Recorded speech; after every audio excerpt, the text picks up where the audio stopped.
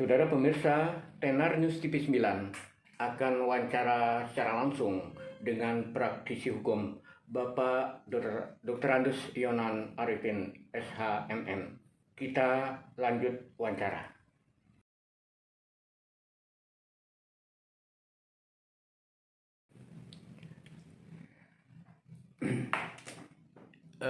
Saya akan bertanya kepada Bapak, isu memanasnya embrio G30 SPKI. Bagaimana tanggapan Bapak? Dan juga dengan kaitan ex-petinggi, salah satunya mantan Panglima TNI Jenderal Purnawirawan Gatot Nurmantio. Silakan Pak.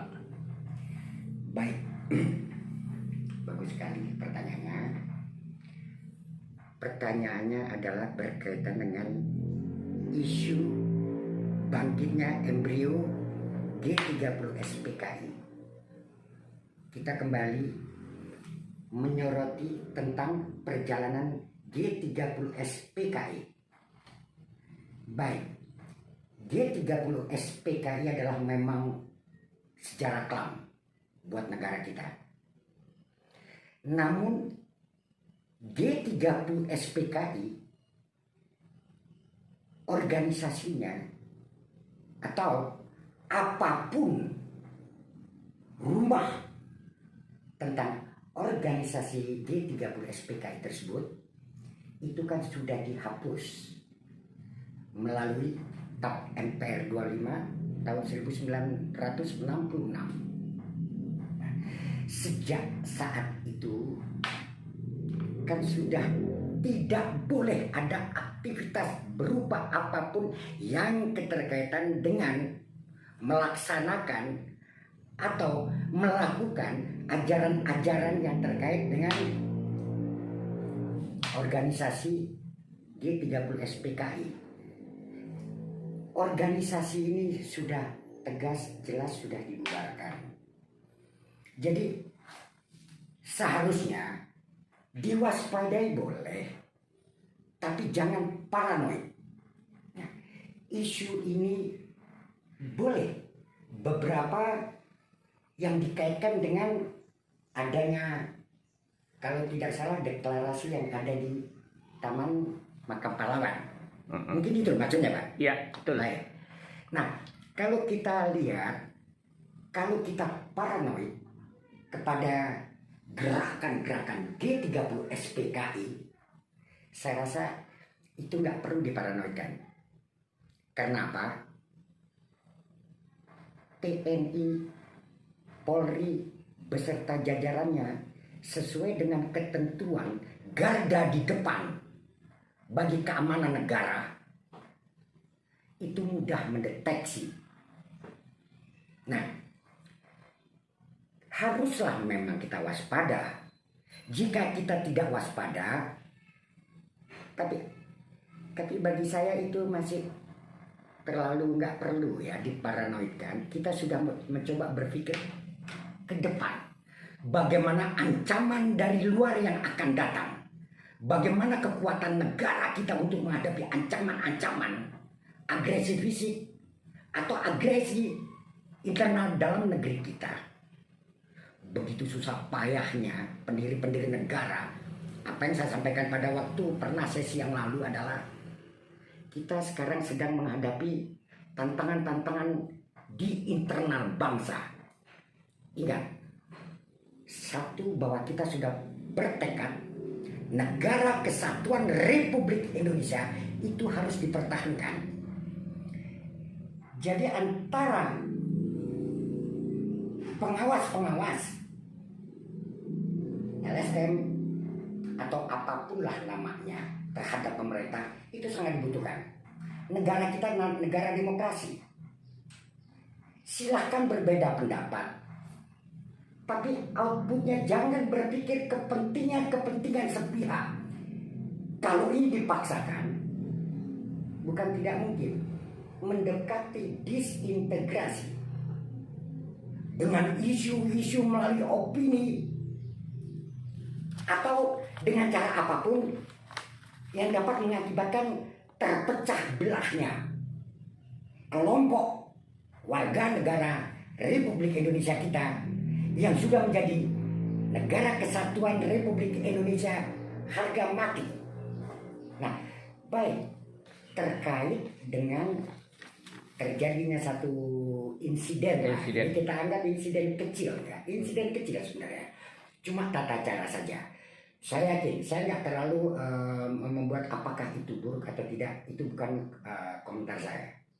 Kalau saya akan berbicara dalam perspektif hukum. Kehadiran daripada, katakan ini kita anggap oposan. Dibutuhkan oposan sebagai alat kontrol. Seperti pihak Bapak. Juga sebagai alat kontrol melalui media.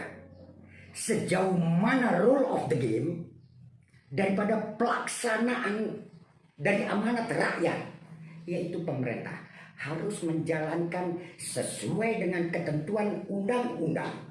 Jika tidak, ya tentunya akan berhadapan dengan ketentuan hukum.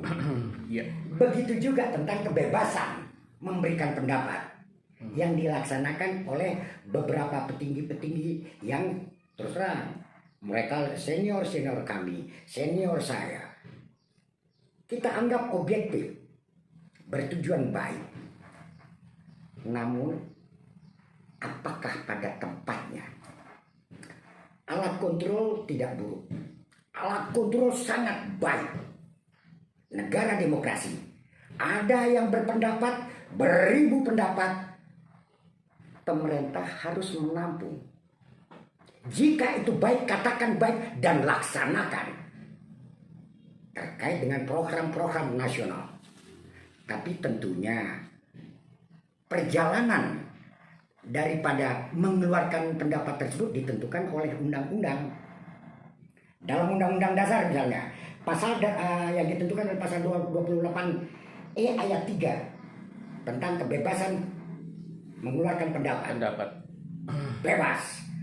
Kemudian ditentukan oleh Undang-Undang Nomor 9 tahun 98. Deklarasi Universal Hak Asasi Manusia menentukan semua diberikan kita kebebasan, tapi jangan kebablasan.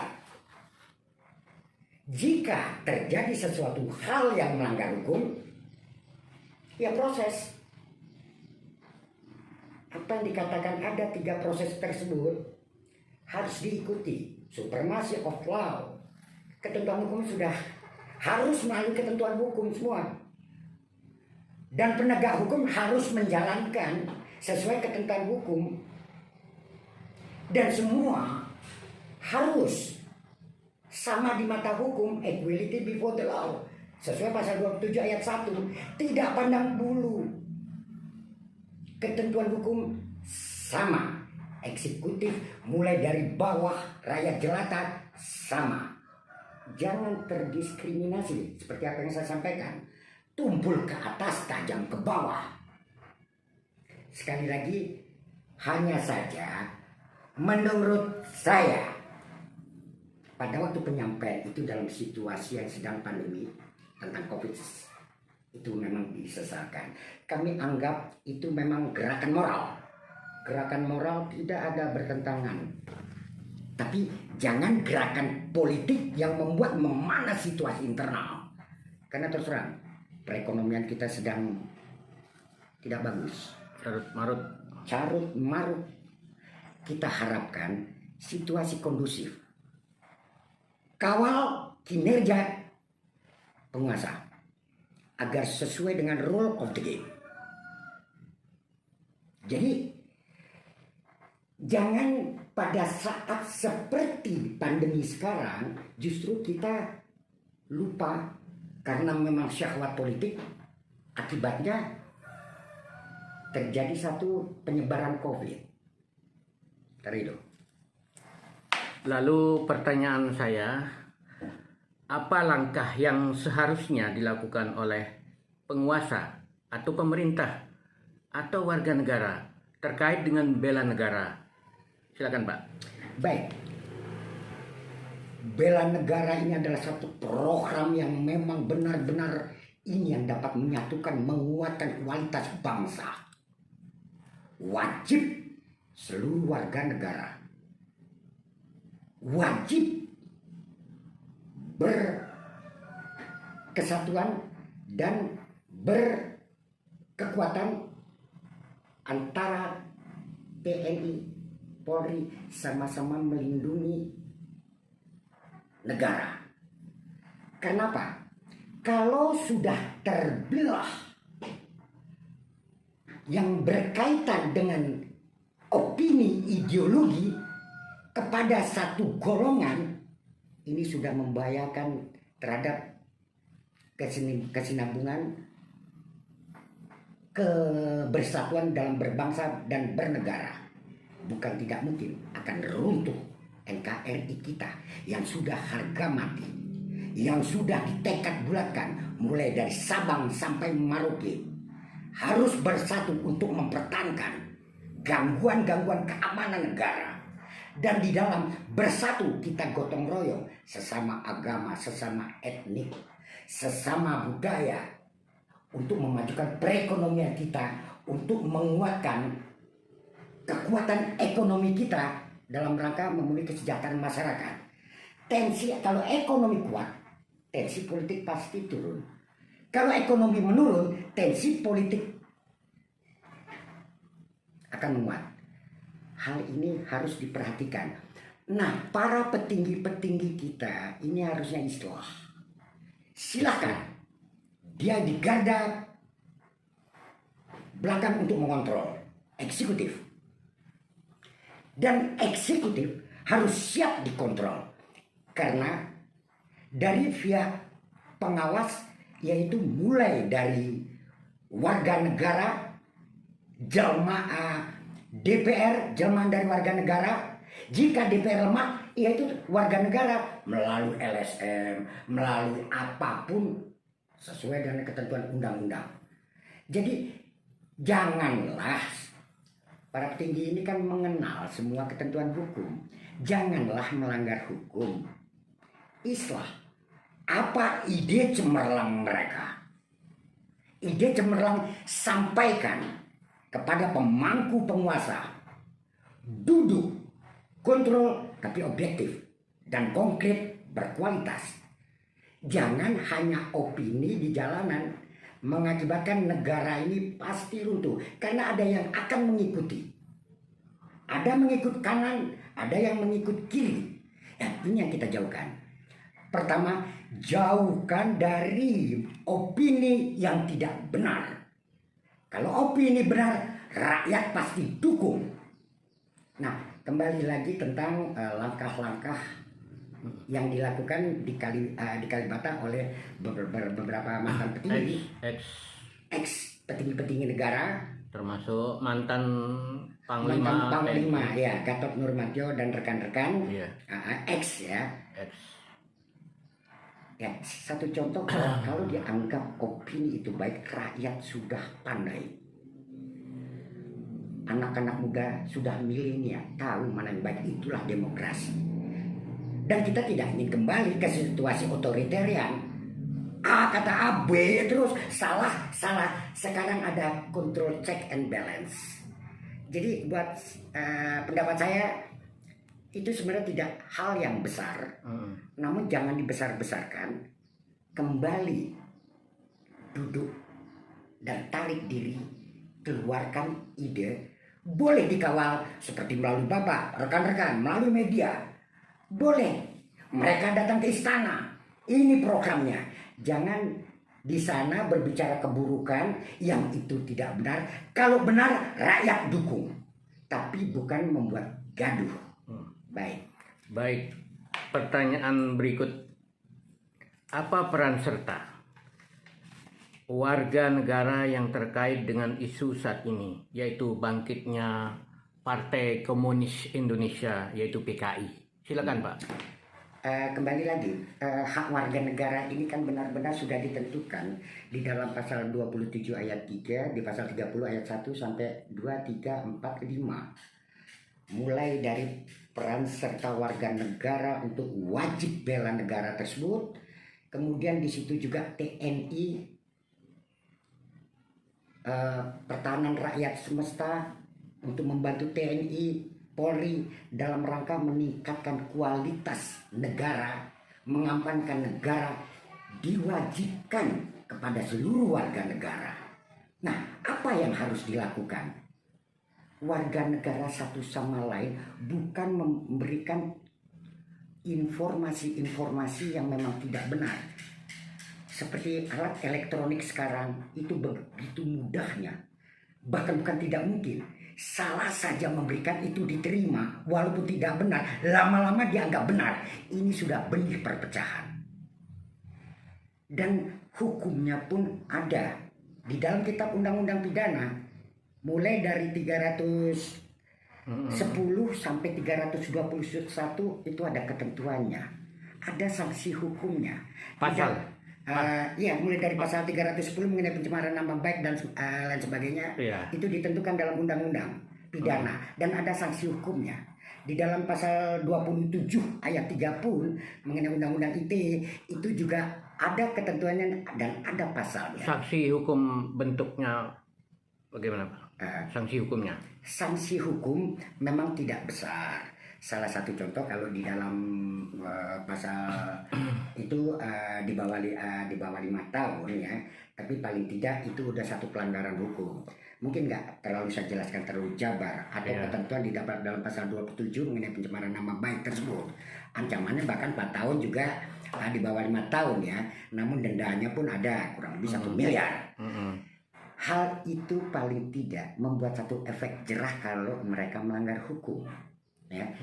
Jadi cobalah kalau ingin memberikan satu pembelajaran kepada generasi muda, berilah alasan-alasan yang konkret, beralasan bahwa pemerintah sudah menyimpang. Data by data, pemerintah memberikan data by data. Apa jalan keluarnya? Jangan masyarakat menjadi benci dengan pemerintah berpikir juga paranoid kepada warga negara. Tapi kalau memang evaluasi dari masyarakat atau warga negara itu dianggap positif, pemerintah harus terima kalau itu dianggap baik. Jangan terlalu diisi melalui jalanan-jalanan. Jangan bikin konsep. Tidak apa, mereka bertemu konsep jalan keluar melalui media. Itu termasuk transparansi. Bukan memberikan opini mengakibatkan membenci. Nah, tentang G30 SPK itu buat saya tetap belum ancaman. Belum, tapi perlu waspada. Karena memang Perpu sudah menghentikan tentang itu, memberhanguskan tentang itu, tentang ajaran-ajarannya. Seperti pada waktu itu Menteri Juwono zaman Habibie, itu juga meng-cancel ya tentang sejarah-sejarah yang belum tentu dianggap benar. Sampai hari ini belum selesai dan saat ini masih menggunakan buku tersebut tentang G30 SPKI. Kemudian pada waktu itu Pak Yunus Yosvia, waktu Kominfo dulu, atau Menteri Penerangan, mereka juga mencabut. Kalau menurut beliau apakah itu tidak PKI? Beliau tidak, beliau juga moderat. Beliau juga orang pemerintahan yang belum terindikasi. Jadi mungkin ingin mengevaluasi agar sejarah ini benar. Sejarah adalah penting, tapi tidak sejarah yang benar. Tapi tidak melarang ya? Tidak melarang. Salah satu contoh apa yang saya sampaikan, tidak ada satu undang-undang pun yang melarang yang saya lihat. Mungkin saya salah. Masih banyak yang ahli-ahli yang kan. Belum ada satupun pelarangan menjadi anggota dewan, menjadi PNS, ex anak-anak PKI. Karena warga negara berhak dilindungi oleh negara. Yaitu dengan penguasa. Seluruh agama Islam, Kristen, Buddha, Cina, India, dan yang lain. Itu haknya harus dilindungi oleh negara. Jadi sekali lagi, ajas penyampaian pendapat di muka umum tentu harus ajas keseimbangan antara hak dan kewajiban. Itu Siap. konstruksi ya. Ya. Kemudian ajas kepastian hukum, ya harus jelas, harus ada dasar hukumnya. Berbicara atau apa, ya resiko kalau mereka melanggar hukum. Ajas proporsional, janganlah mau menang sendiri, mau pintar sendiri, mau kuat sendiri. Ajas manfaat, apa yang dibicarakan tersebut bermanfaat untuk warga negara, untuk kepentingan nusa dan bangsa, dan lain sebagainya. Ini satu dasar. Jadi sekali lagi, tidak ada yang salah, hanya penempatan yang salah. Baik, itulah wawancara kami dengan praktisi hukum Bapak Dr. Andes Yonan Arifin SH MM. Kita ikuti cuplikan kejadian yang ada di Makam Pahlawan Kalibata, Jakarta. Saksikan. Saya melihat ada purnawirawan berbaret merah. Ya, saya lihat banyak di situ. Saya ingin menekankan kepada mereka, wahai para purnawirawan Korps Baret Merah, ketika aku jadi Danjen Kopassus, dulu selalu saya tekankan bahwa jadilah prajurit komando yang menjadi kebanggaan rakyat Indonesia, mencintai dan dicintai rakyat Indonesia, rakyat yang terjejar dari Sabang sampai ke Merauke. Bukan menjadi kebanggaan, dibanggakan atau oleh satu kelompok, satu golongan. Tidak, harus menjadi kebanggaan rakyat Indonesia. Sampai kita pensiun pun tetap harus menghormati Baret Merah. Selama ini saya lihat Baret Merah kadang-kadang digunakan tidak pada tempatnya. Nah, sehingga seolah-olah itu digunakan untuk kepentingan tertentu kadang-kadang. Nah, ini malah tidak baik. Oleh karena itu, saya harap Baret Merah itu tetap menjadi kehormatan kita, dan Baret Merah dipakai pada saat-saat yang ada hubungannya dengan kegiatan Kopassus. Pembentukan prajurit Kopassus itu sangat berisiko tinggi dan benar-benar memang penuh dengan tantangan dan rintangan. Kebanggaan yang luar biasa bagi yang sudah menempuh dan lulus seperti kita purnawirawan. Boleh menggunakan, tapi ikutilah bagaimana aturan menggunakan. Dan jangan sembarangan gunakan itu di tempat yang tidak tepat. Atribut-atribut yang kita banggakan itu tetap menjadi kebanggaan masyarakat seluruh Indonesia, karena memang benar-benar digunakan, dipakai oleh yang bertanggung jawab. Saya berjanji bahwa saya akan menjunjung tinggi dan mempertahankan derajat, nama, kehormatan, dan jiwa kesatuan para komando, para